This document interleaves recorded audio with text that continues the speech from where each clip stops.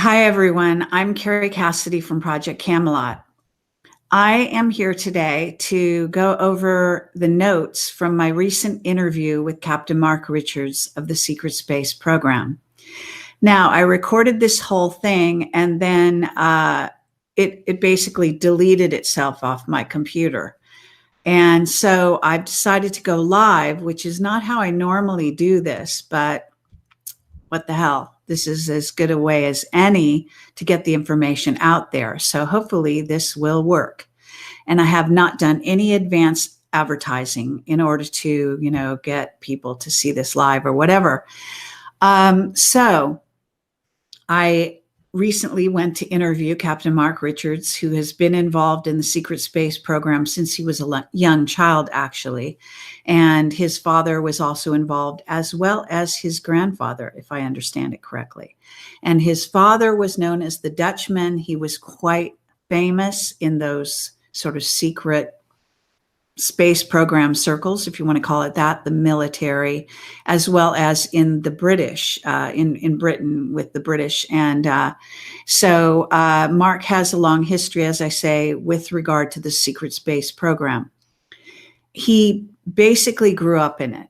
And this is my 9th interview with him. I am accompanied by his wife, Joanne Richards, and she is making these interviews possible. Partly because her presence is very valuable, just simply going into this prison, which is quite daunting, which is in Vacaville, California, and it's called Solano, I believe. At any rate, I want to say that there were some extenuating circumstances to this interview this time. What happened was, first of all, we had limited time. And that was because we couldn't get an early morning appointment, and I was only able to go at this particular timing. And so I had about little less than 2 hours with him. Sometimes I have as many as 4 hours. So I do recommend that anyone watching this go back and watch my other I call them total recalls of my interviews with Mark Richards, and they will get a lot of very valuable information. As far as I'm concerned, he is one of the best whistleblowers out there. The fact that he is in prison and has been for over 30 years is what the powers that be considered to be sufficient enough to discredit him so that he will not be believed. So he is at liberty to tell me quite a bit of information that you can't get anywhere else. He is innocent of the crime he's in for. And as I say, he spent over 30 years paying for a crime he didn't commit. And he is said to be the mastermind of 2 other people who actually committed the murder, one of whom got off, I guess, by ratting on the other one, as well as Mark. And then now this guy, whose name is Crossan David Hoover, apparently is talking to a journalist who's a radio talk show host in Britain, who has decided to make a documentary supporting the murderer against Mark Richards. And you kind of have to say to yourself, why would this person do this? But nonetheless, that's what's happening. And as a consequence, this individual, Hoover, is now being granted parole, although he's been denied parole a number of times previously. So apparently talking to the dark side, supporting the dark side has its payoffs. So that's what's happening. He hasn't been granted parole yet because it takes about 2 months for the process to go through.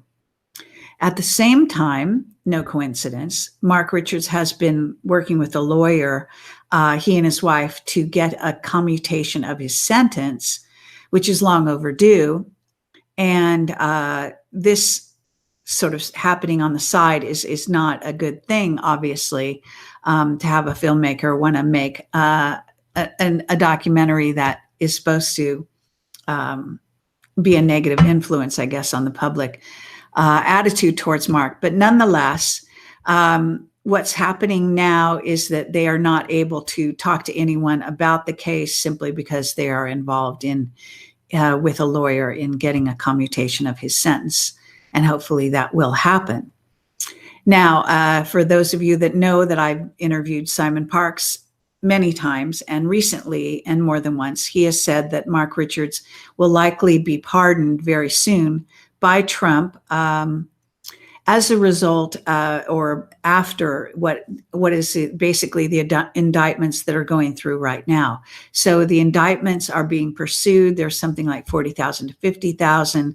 And according to Simon Parkes, once those happen, Mark Richards will be freed.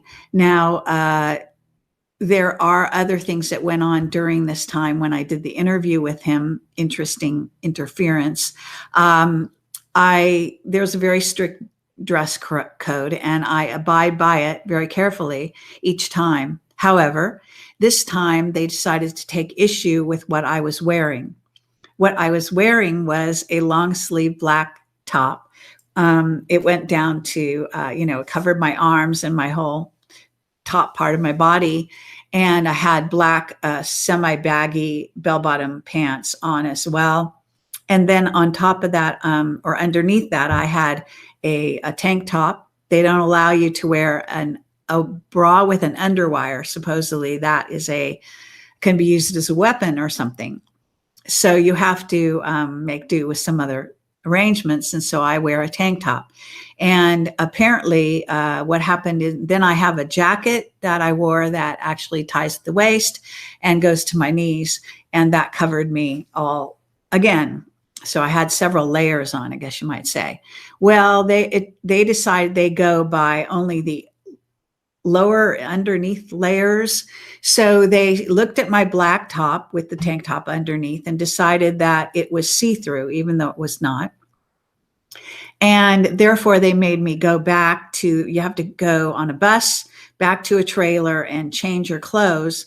And so I had to ride the bus. It takes time to do all of that. So our time was shorter than normal.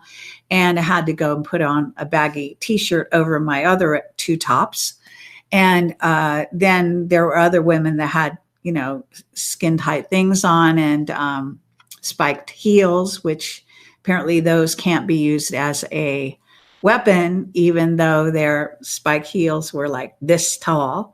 And so there's sort of a double standard, as you can appreciate. And obviously I was being targeted. At any rate, I had about an hour and 40 minutes. It was jam-packed as always and really fascinating stuff. And so I'll get into that now, but I just want to let everyone know that that was what happened during the interview. Now, it's also important that people realize or are aware that I went to interview someone else this time as well on my way. But that person who had originally been interested in doing an interview with me suddenly backed out. And what happened was, I think he must have been intimidated. He suddenly acted as though he barely knew me. And so that when I arrived in his vicinity, he was no longer available. And on top of it, he said he, quote unquote, knows nothing about the secret space program. And even if he did, it would be a felony to divulge anything about it, which is tantamount to saying that it's real and basically that he does know something. So, but that he's no longer able to talk. So he said, this is not the time for in-person interviews, for in-person discussions, and so on and so forth. So this is what was going on. So it's very interesting because this is a very tense time. It's quite an exciting time, a time when the Trump administration, the people that are backing him, that basically the military, these indictments are coming through. There's 40,000 to 50,000, as they say. And in theory, they're actually pursuing them as I speak. So this is the around the first week in October or so, I guess, well, second week. This is the 10th of October. So, now, I'm going to go through my notes, so please bear with me as I kind of more or less scan them and talk to you at the same time. So it is very interesting that we're in this sort of situation. And let me say with the guy that backed out of the interview, I've already met with him twice off the record. And on top of it, have been trying to get an interview with him for over a year. So that sort of, the backing out of that also does have sort of a precedent, if you will. Now, so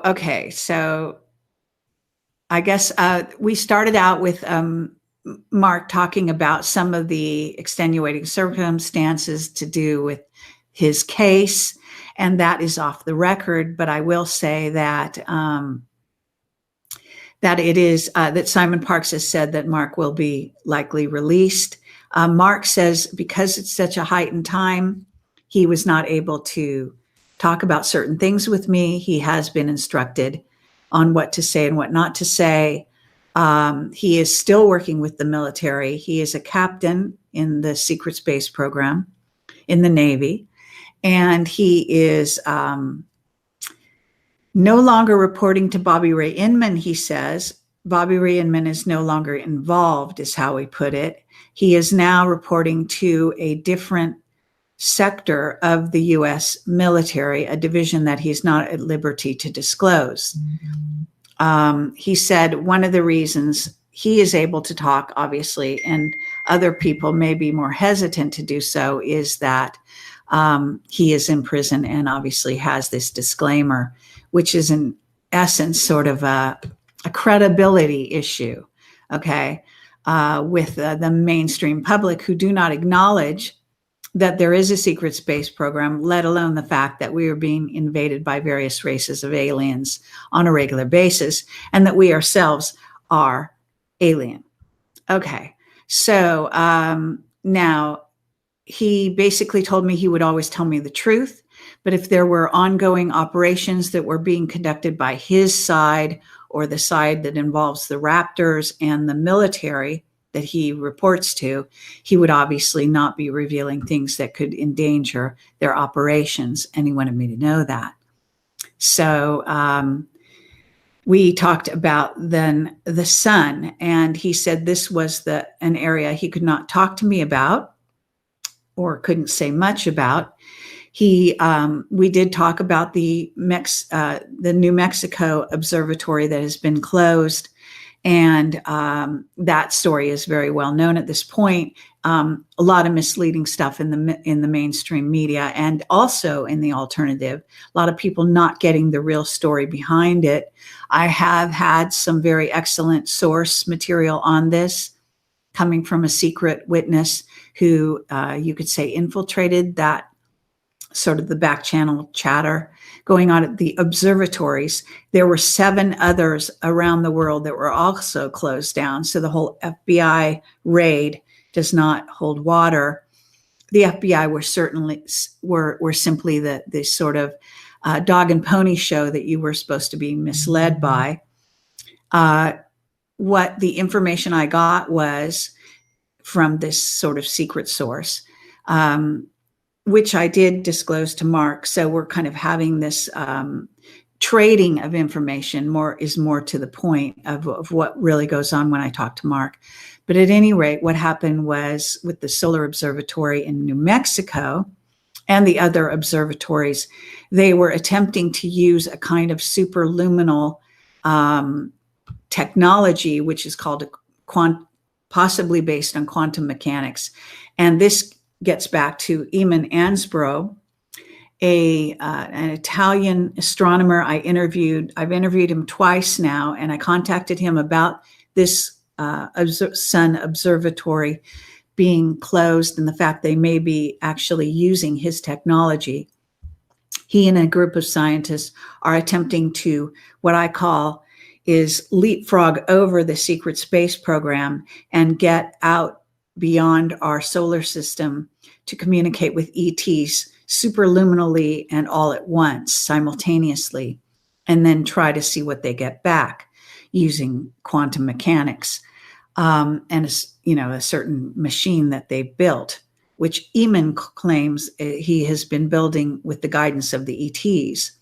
However, the secret space program, my contacts within it have reported to me that he will never be allowed to be successful. And indeed, he has had interference with his efforts. However, apparently the sun, the solar observatory, and maybe even 7 of them sort of linked up and have been using a technology similar to that, if not exactly the same, to do the same kind of thing. They had been successful, according to my deep source, and they were communicating.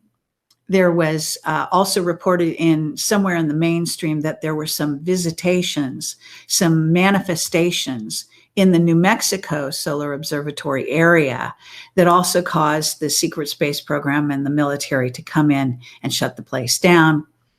And Simon Parkes also had information about this. In addition, my source and Simon Parkes' sources, and you can watch my interview with Simon Parkes that happened in a couple of weeks ago in September, if you want to get the story straight from him as to what his sources were saying and what my sources were saying, and how that basically corroborates the data. That there was also some ships close to the sun that were being seen by the solar observatories, their cameras, that were affecting the frequency and or possibly, according to Mark, attempting to trigger what might be a solar event. And this is also something that my source was alluding to. And so we don't have the complete straight story. We do have the information that there were ships close to the sun. They were engaged in an operation at that time. And obviously they closed down 7 observatories around the world at the same time. So this is an ongoing story. It still needs further investigation, but I can say that most of the people out there reporting on this story do not have the good information. Now, there is more information that came out not too long ago, which people may have seen in some kind of off-the-cuff article that talked about the Solar Observatory in New Mexico actually being turned into what is in essence a ghost town. I don't know how correct that article is, but it certainly was a fascinating article. So if you can find that, I did send it out and I do have it linked, I believe, on possibly one of my articles in which I wrote about this incident. So that was the most Mark could tell me. Now, it is interesting that with these indictments that there is a very sort of uptight time going on behind the scenes. The interference I've had, the fact that I just tried to record this sort of total recall, as I call it, and it was completely wiped off my computer, and why I am going live now, and hopefully this is being recorded and can't be messed with. So now I'm going to skim down to see. Now, I think you can reach the conclusion there's definitely something going on with the sun that they don't want us to see. One of the things Simon Parkes said about it was that they were trying to step down the frequency. And he actually said the good guys were trying to do this because the sun affects the consciousness on planet Earth. And it is rising too quickly, apparently, by their estimation. And I'm not sure how this could be the good guys thinking this, but nonetheless, maybe it's a certain faction. And so they are trying to interfere with that, at least temporarily, I'm told, at least according to Simon. Now, there is a relationship to the recently lost satellites, and there were several satellites that were lost, that we lost our contact with. They weren't, they weren't demolished. They were simply, they went offline, so to speak. And there seemed to be a sort of war with the satellites going on, in which some satellites we gained control of and some we lost control of. And I'm going to go in more detail on that in a bit. Now, what I want to tell people is that I do two processes when I go to interview Mark Richards. I don't bring a pencil. I'm given a pencil and some paper to write notes. And anyone who uses a pencil knows how hard it is to write kind of quickly with a pencil. But nonetheless, that's what I write with. And so I take notes.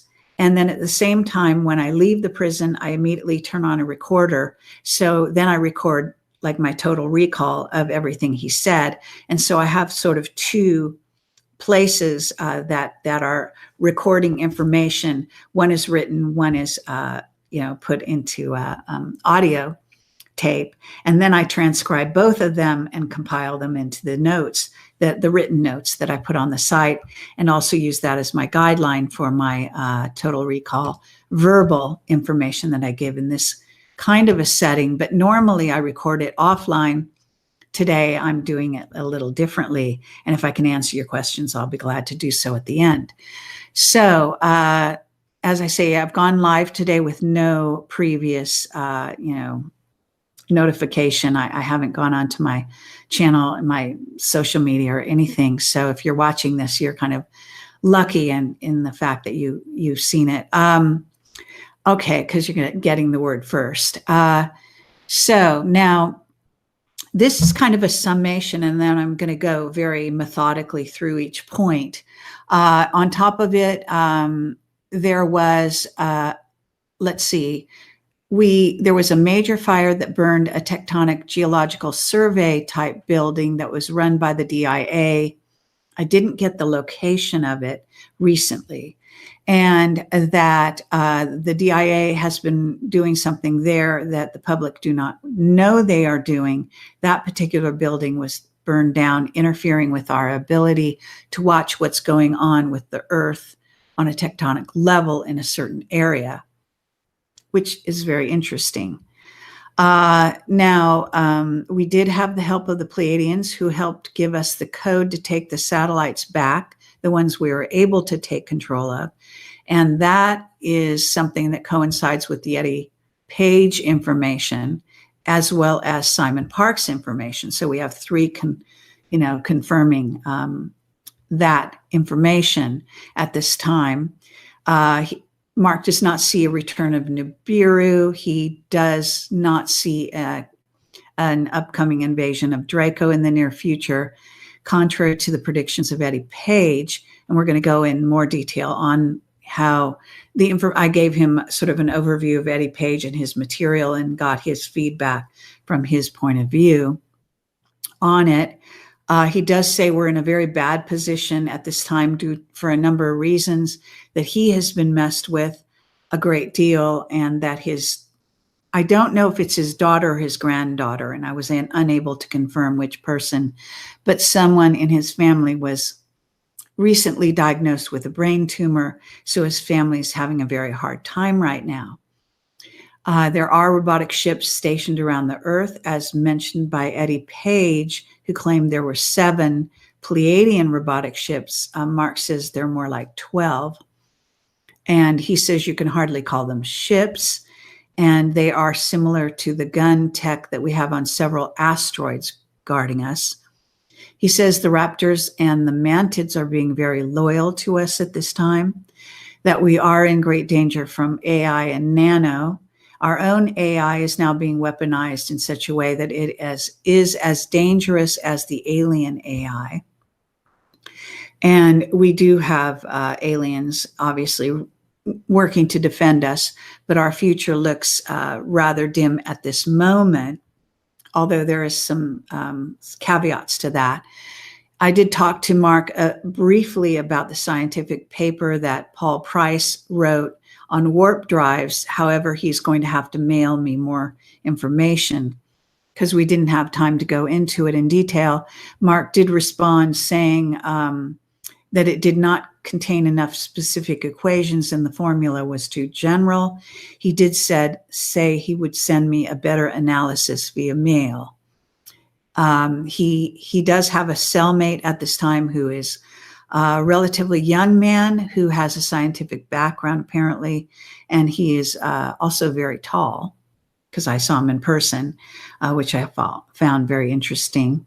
Well, there was reference to, and they discussed the paper, and so more to come on that, hopefully, in the mail.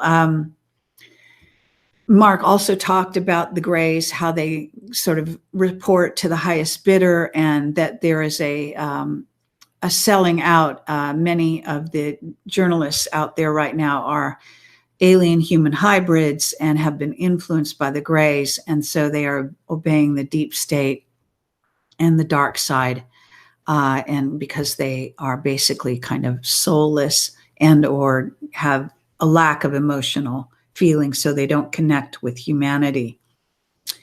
He said the war on and off planet Earth is intensifying. Our allies recently destroyed a moon of Draco, and that several races right now are giving the Draco a very hard time in the Orion sector of the galaxies. He said there's an interesting bit of information about the aliens who have been more or less given free rein in South America and Africa, looking now to expand their territories to other parts, and especially North America, as they have eaten so many humans in those areas that they now want to expand their hunting grounds, as it's called. So a lot of stuff going on. Now I'm going to go more methodically through the various things we talked about.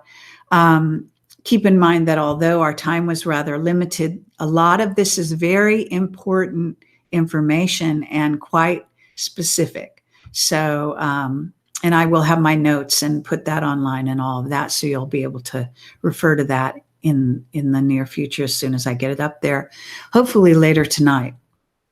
So Sky, he talked first about the media, Sky having bought out NBC, that this indicates more consolidation by the deep state, extending their reach.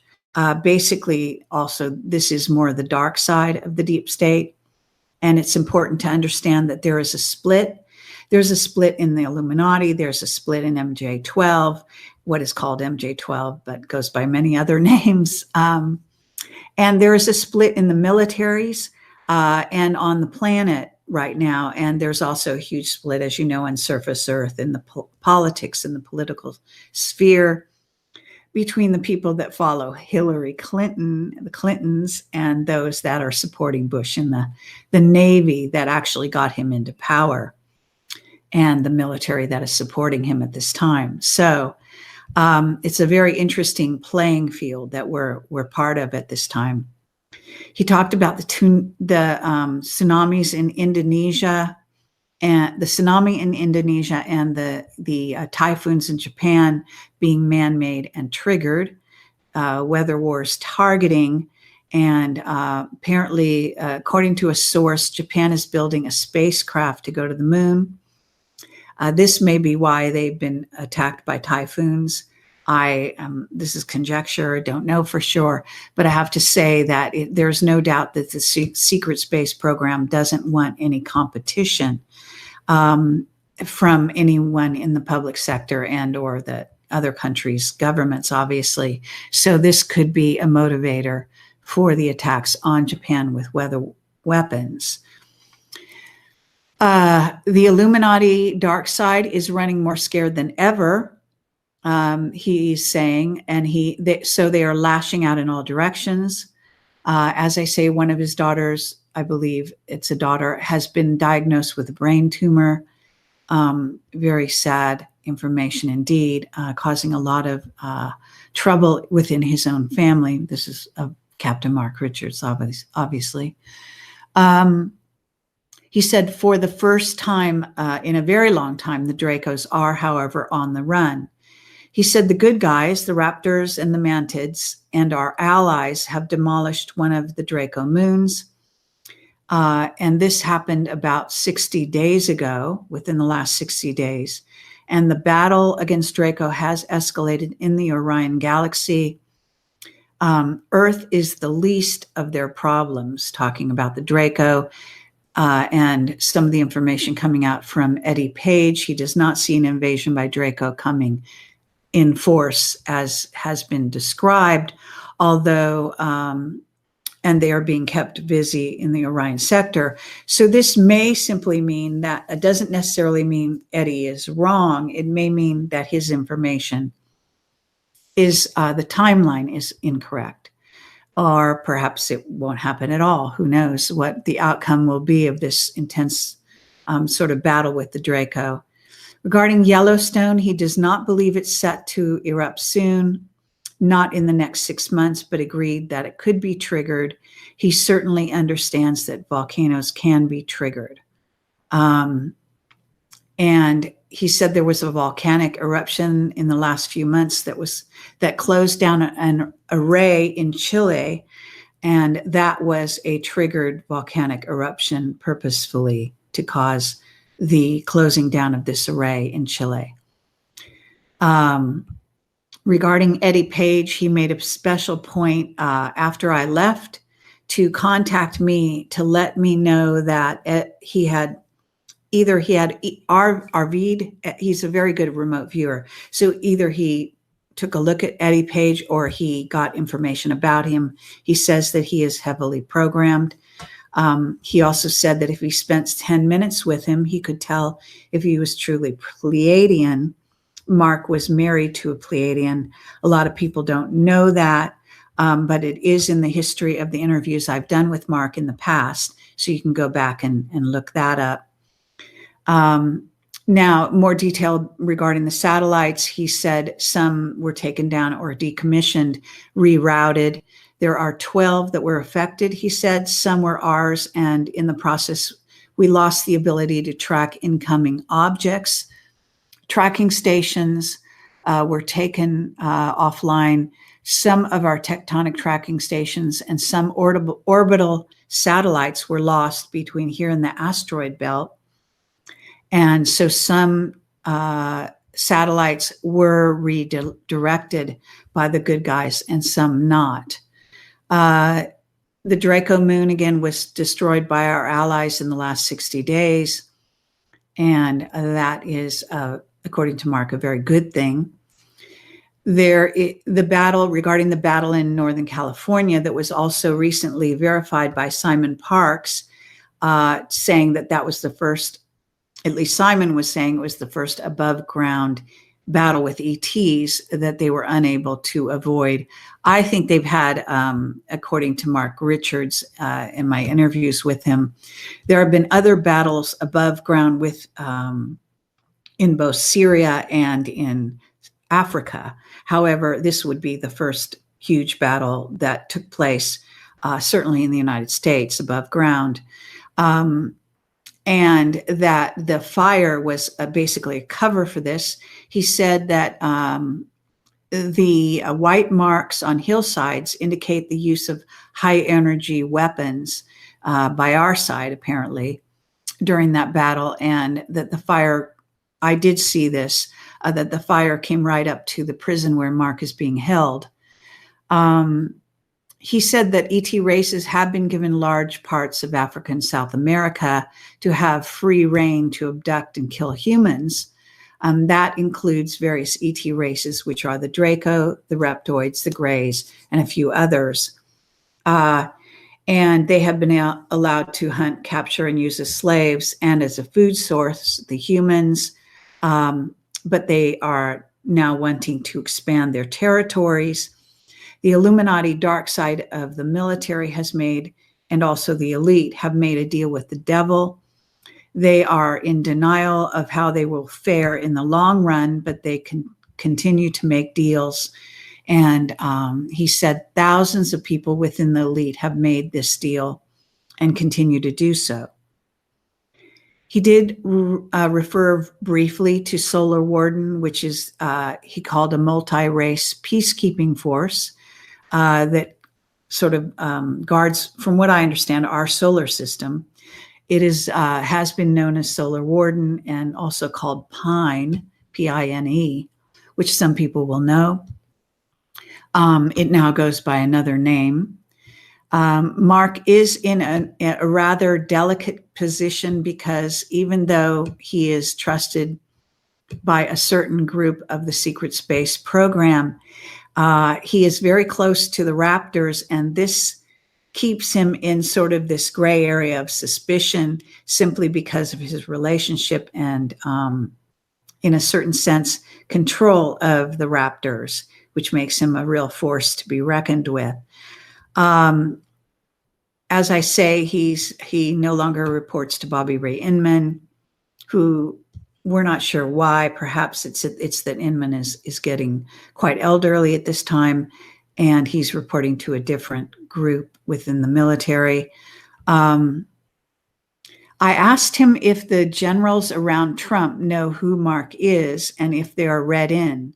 And he said some are, some aren't. He said General Dumford, the chairman of the Joint Chiefs, is in the know. And by the way, Simon Parkes also referred to this general, saying that he was instrumental in backing up and making Trump's administration possible. Some of the generals around Trump really don't know anything about the secret space topic, and they don't know who Mark is. I said to Mark that sounded very dangerous, and Mark agreed. Regarding Elon Musk, he's been indicted recently, as you may know, and apparently Mark Zuckerberg, Facebook, has been given the rocket deals that the rocket deals that were part of Elon Musk's stuff, and that had to do with aerospace and NASA. This situation does need more investigation. I have a back channel source on this. Apparently, the hack of Facebook appears to have been, according to Mark, an effort by the dark side to warn Zuckerberg that they can take him down at any time. And rumors are that Elon has made off-planet deals in order to go to Mars. This is from a different source and still needs further investigation. But it is quite fascinating when you take a look at what's happening there. Now, regarding the Eddie Page info, I gave Mark, as I say, an overview of what Eddie has talked about. And I have, I think I have 3 interviews with Eddie Page. I have written articles about it. I've also done my own video sort of explaining whistleblower testimony, how to understand it, how to, sort of see how I look at it, and understand that there are a lot of discrepancies, a lot of issues with the Eddie Page testimony. Some of it appears to be true. He does believe what he's telling us. He is programmed. He even has admitted on one of my interviews that he's programmed. I don't know if he knows he admitted it, but he did. And so there's a lot going on there. At any rate, Mark said because he was married to a Pleiadian, he knows quite a bit about them. He does not believe Pleiadians can be mind controlled. Now, in Eddie's case, he said he thought they could be mind controlled if they allow it. And one does wonder why a Pleiadian would allow themselves to be mind controlled by humans. And this does open the question as to which races are programming humans at this time. One thing that Mark did say that helps you tell a Pleiadian is that they don't like to look you directly in the eyes. They have trouble responding to everyday chat with appropriate micro expressions, and they tend to copy or imitate our micro expressions during conversation rather consciously. And he used an example that humans lick their lips sort of involuntarily, even during a conversation or something, but that's something that the Pleiadians would never do, and that they would then adopt that behavior purposely, and so it would look quite odd. And so this kind of is a giveaway on being able to tell someone is Pleiadian for sure. We are facing Okay, so this section is called AI and Nano. So humans are facing major issues with AI and Nano on Earth at this time. Mark is most afraid of Nano and what it's capable of. He says what is most valuable at this time is that raptors can smell, hear, and see Nano and AI, that could ultimately save us. He said raptors can disable Nano mentally, not AI, however, but they can tell humans when AI is present and activated, and when AI tries to communicate. And he used the example that if there was a rat in the room implanted with AI, they could detect it. He said Canonians, which are dog beings that are kind of considered to be the merchants of the multiverse, I guess you want to call it, and then other dog beings from Sirius. There are 2 different races, a total of 3 different beings, one that's humanoid as well from Sirius. He said the dog beings have a common ancestor and that they can both sense Nano and AI through hearing. And he said, so can cats and dogs, like our cats and dogs. And he said everything an owl can see, raptors can also see, and that raptors can hear your heartbeat at 100 feet.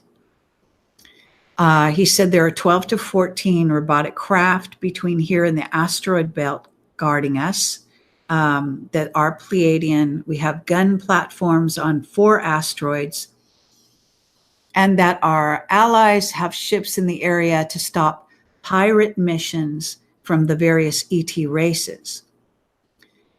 Now, he's again back to the sun. He said there have been efforts to turn the sun into a weapon. That might have been what's going on with the observatories being closed, so that it would irradiate us. He called it a starburst magnetic quantum, if I wrote it down correctly, type of thing. And he said it has been tried. However, he's not a great believer in it because our various enemies could turn the Earth into a cinder, but who would benefit?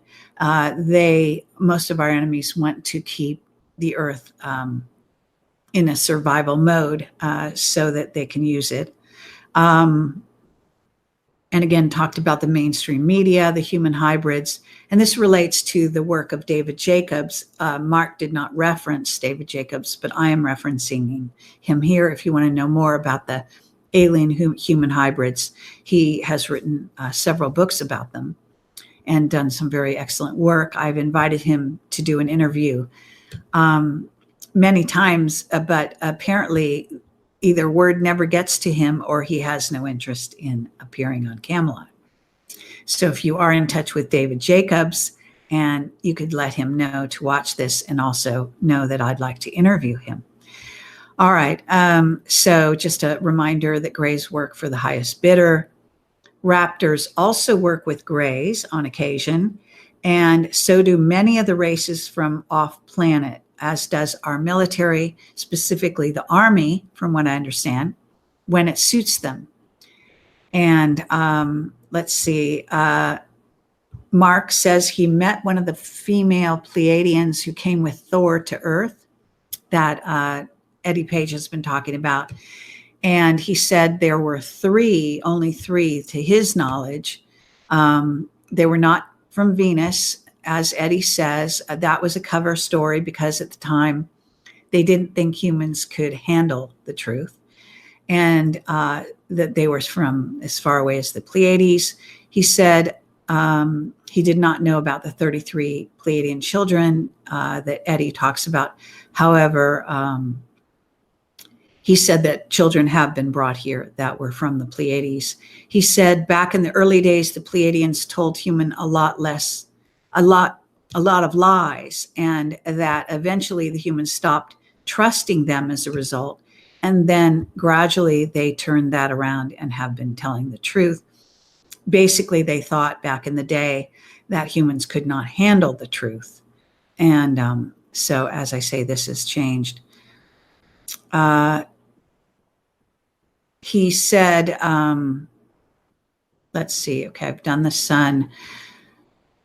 I've done, one thing he said was an interesting comment. He said, the raptors, mantids, Pleiadians, and Canonians are loyal to us, just like in World War II. And he says that our allies, especially in deep space, have really stepped up and taken up the fight with Draco. And he has never been double-crossed by a raptor. And even he used to be suspicious of them because they used to eat people, but now he feels they're totally loyal. Again, let's see. About a month ago, a major battle erupted with the Draco in the Orion sector and is continuing. And I have talked about that. So I also asked Mark about the dragon moths, because I wondered if they were attacking the Draco as well. The dragon moths are also enemies of humans. So it's interesting. And if you want more about the dragon moths, the Oceana Dean Voyager books go into this race, as well as others. Highly recommended. And Mark is aware of the dragon moths, said he did not know what their involvement is at this time with the Draco, or the battles with Draco. Earth, he said, is in the Goldilocks zone of the galaxy where most life exists in the sector. And we are on the edge where most of the life is in this area. He does not believe in the superwave concept as related by Paul Laviolette. However, okay, now I have to take a short break just to get my dog. My dog wants to go out, so second.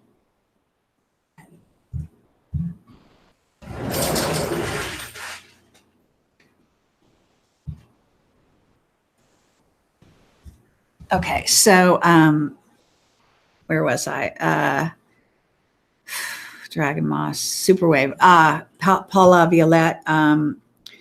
He does not believe in the superwave concept as related by Paul Laviolette. However, I do think I need to discuss this further with him. I know we touched on it in a past interview, and I can say that there is more to this story, and I need to sort of delve in deeper to it, because I do believe there is some validity to the Paul Laviolette theory about the superwave.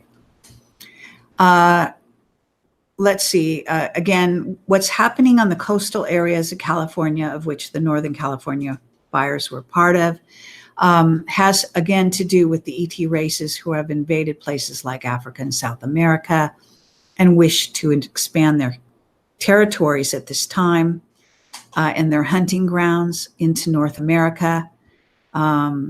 He said our military has to have at least one Raptor involved in any military operation, which was an interesting statement.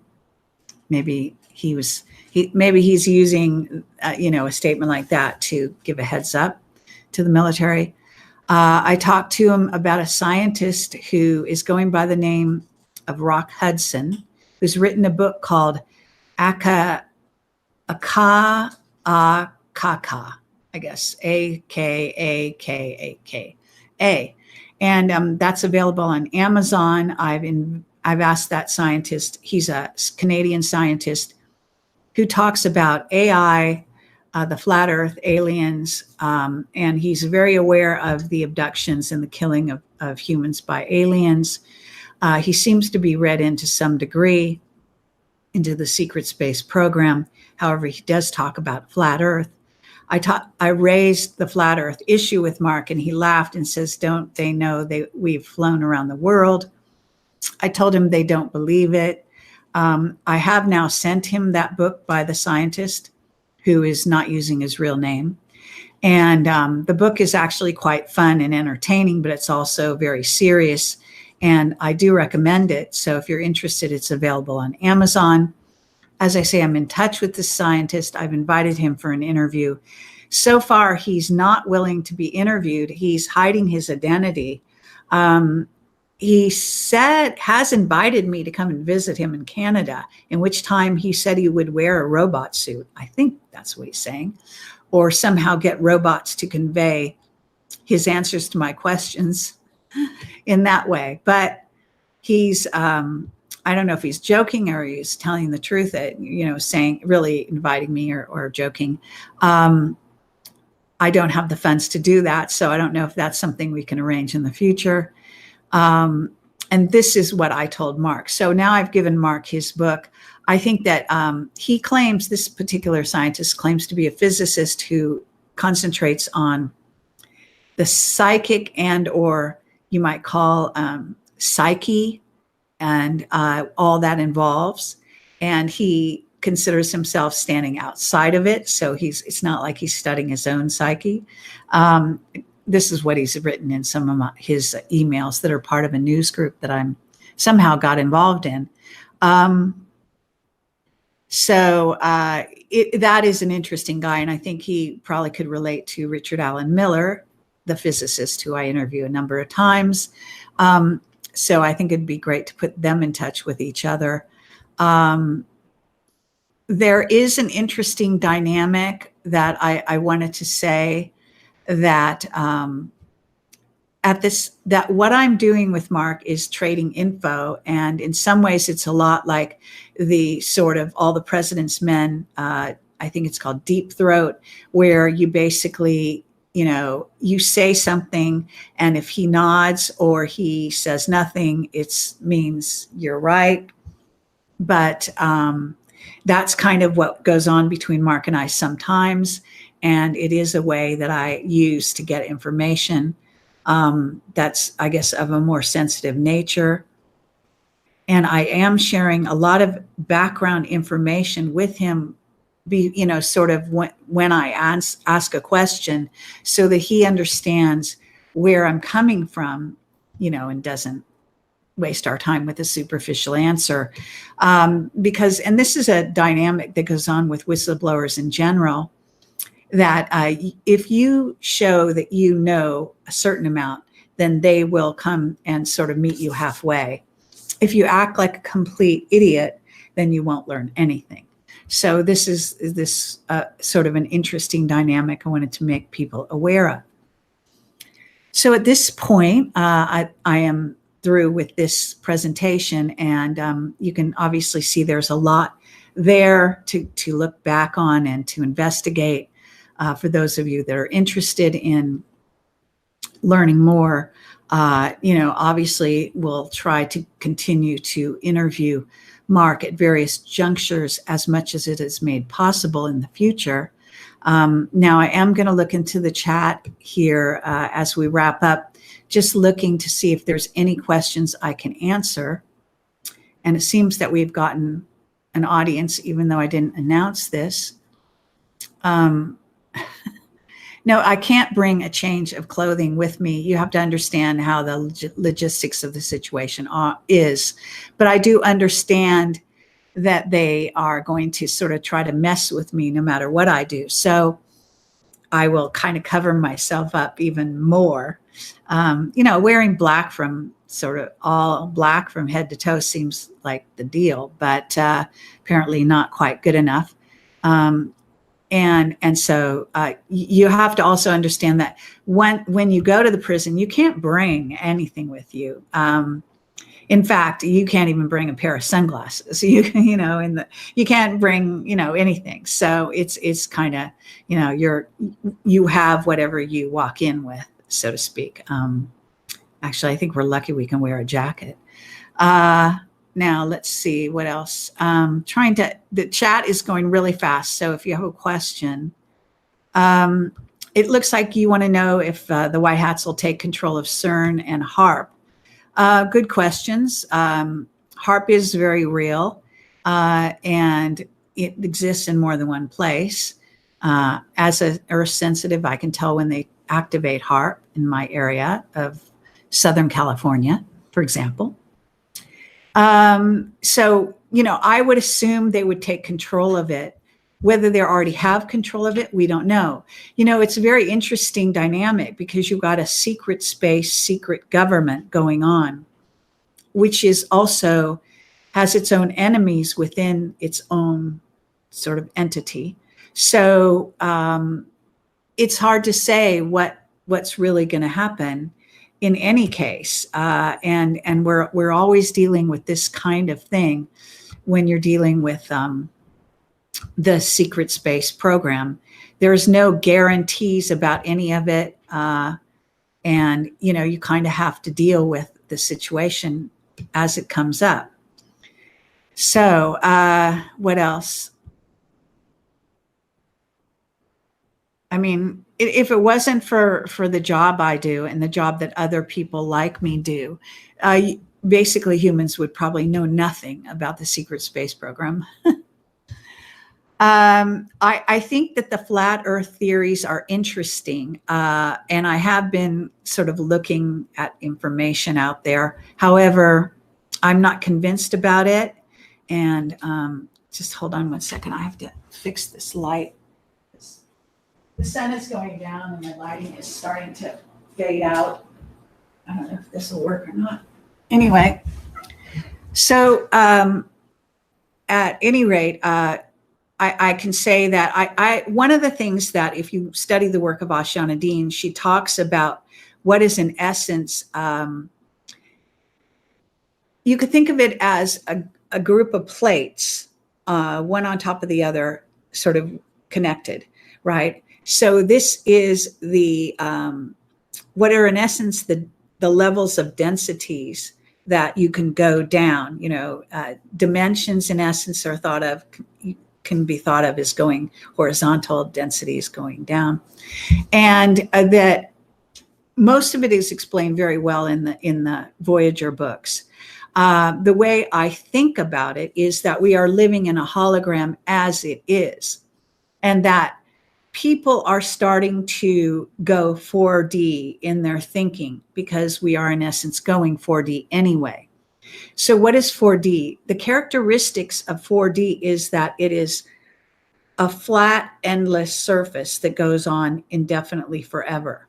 So that's where a lot of the alien dark side races that have not elevated themselves to go, you know, up above 4D, which is like the grays, they're all part of that 4D level. So this is what we're dealing with here on planet Earth now. We've kind of moved beyond the 3D. The 3D is still operational, as is the 2D and the 1D, but you're basically in what is in essence 4D at this time. So I think that's affecting the brains of humans. What does that mean? That means that we're seeing densities and dimensions. We're starting to pierce the veil. So all of this is an illusion. And if you will look into the work of Richard Alan Miller, the physicist, who I've interviewed several times, and we just recently did a documentary on him, which is quite fun and fascinating. You know, you will realize that your consciousness is not here. Okay, so your consciousness exists elsewhere. This body is a vehicle that you're basically sort of an avatar that you're downloading your consciousness into for as long as you're incarnated into this physical body at this place at this time. Now, there are multiple dimensions, multiple realities, multiple timelines, and as a result, we have simultaneous incarnations or downloads into manifestation, which amounts to about 12 at any given time, if I understand it correctly. And time is not linear. Time is circular. Time is a holistic. And time and space are one. So time and space are one. We are part of the oneness. We are, in essence, our consciousness is a single point, you could think of it. And so in a certain sense, all of this is being externalized or manifested. It's like a game. It's for our edification. It's for our entertainment. And that goes for all the other races out there that are participating. So you kind of have to look at the whole thing, not just whether Earth is literally flat. It's not like literally a piece of land that goes on indefinitely. You know, it's not, in my view. However, some people like to think of it as, you know, like a concave bowl or something like that, and they have reasons. So this particular scientist that's called AKA, well, he calls himself Rock Hudson, but he wrote this book, AKA. He apparently buys into the flat earth thing, and he's put out, I think it's a reward of $100,000 or more if someone can prove that the earth is not flat by doing this certain kind of test on this lake in Canada called Lake Harrison, where you would put these markers in and then you would see if there was any curvature to the earth or something and prove it. So he's put that out for scientists, and no one has no takers yet. But it's kind of interesting and fun that he did. And, there is a lot of information that's being withheld from us in terms of cosmology. And I do agree with that. I agree that I've been told, that there's very few actual pictures of Earth from space. Like, why don't we see more pictures of Earth? And a lot of the pictures that you do see have been photoshopped to make you think Earth looks like it does, and it doesn't. So there can be a lot of explanations for why they're doing all of this, not to mention all the alien spaceships out there. And I often think that there is a dome covering us that is fake, and that a lot of the stars we see are fake, and that, some of those are spaceships, obviously manifesting and trying to look like stars, etc. And there are some very weird things happening with the sun and with the moon. And again, if these are holograms as well, you get into a whole big discussion. So that's my explanation for the moment with regard to that. I am not a scientist. I am more of I think you might say a mystic in my philosophy of life. And so I tend to use my more intuitive sort of abilities in this area. And I do see this as a hologram and a game, a great game, but a game nonetheless. So let's see. Can you trust Trump if financed by the Rothschilds? Well, I don't know that he's financed by the Rothschilds. It's possible he is. I don't know. What happens with Rothschilds in the dark side, the controllers really, is that they try to finance both sides. They try to build up both sides because they really want a distraction. They don't want you to focus on them. They want you to focus on this sort of polarity, this game of polarities. And so, of course, that enhances it. However, I don't believe good, for example, is relative. I believe there is a clear line, and that one should take a stand in one's life. So let's see. No, Mark Richards is not lying. So, let's see. Will the cabal be defeated? Eventually.